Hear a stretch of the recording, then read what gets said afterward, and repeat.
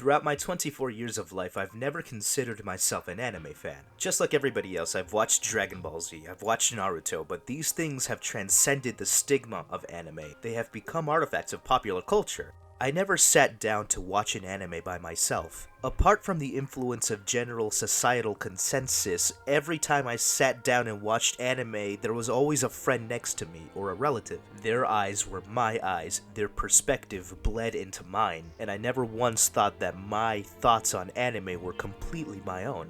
And it was only last week, at my 22 years of age, where I finally sat down and experienced an anime by myself, and fell in love with the genre. Tengen Toppa Gurren Lagann is a beautiful story about struggle, of survival, of bravery, of leadership, of friendship, of community. But before all of that, it is an anime, and it wears that proudly. After all, just look at it.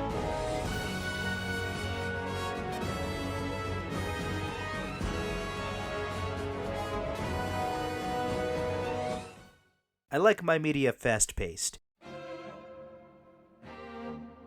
I like seeing things constantly change and evolve on screen. To me, movement is a very beautiful thing, and media that constantly explores movement intrigues me. So naturally, you can imagine my intrigue upon witnessing the cosmic imagery Episode 1 starts off with, only for then to things die down once we get introduced to Simone and the cave. And looking back, I remember more about the cave than I do all of the cosmic stuff that we started with. After all, this is the cave where our protagonists live, where their loved ones live, where their critics live. The cave is not only over them, the cave confronts us, the viewer. Sometimes the cave dominates the frame, sometimes the cave is the frame. And this is the power of scenery. The beginning hit us with so many colors, so much movement of the camera, so much in such a small concentrated amount of time, only for us, the viewer, to get hit with the reality that that is in the future and this is now. If we want to get to that high, we have to start low.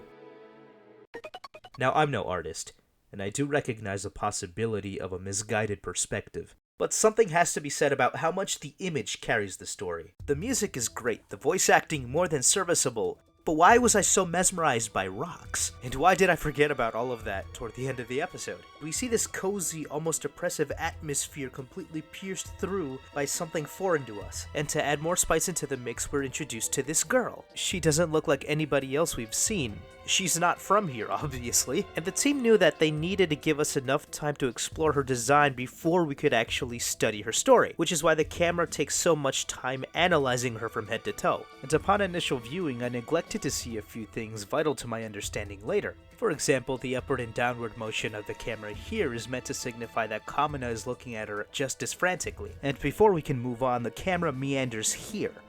And to accommodate for any blind spots, we see an alternate view of her here, where the eyes of our protagonists are also in a different position. And before we continue, we have to go back here, so as to remind ourselves that by mimicking Kamina's eyes, not only are we getting closer to this girl, we're getting closer to him. And before we even reach the end of the episode, there's just so much to unravel and unpack in that scene that we have to go back another time just to make sure that we're not missing anything. And we did. Notice the pattern on her attire.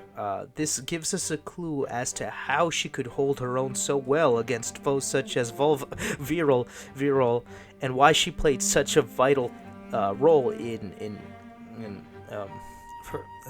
forgive me. Anyway, this is why she was also such a vital aspect to the fight against the areola anti-spirals.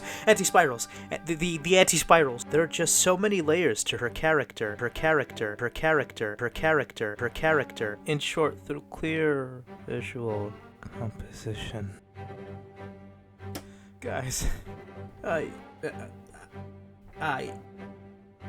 have a problem.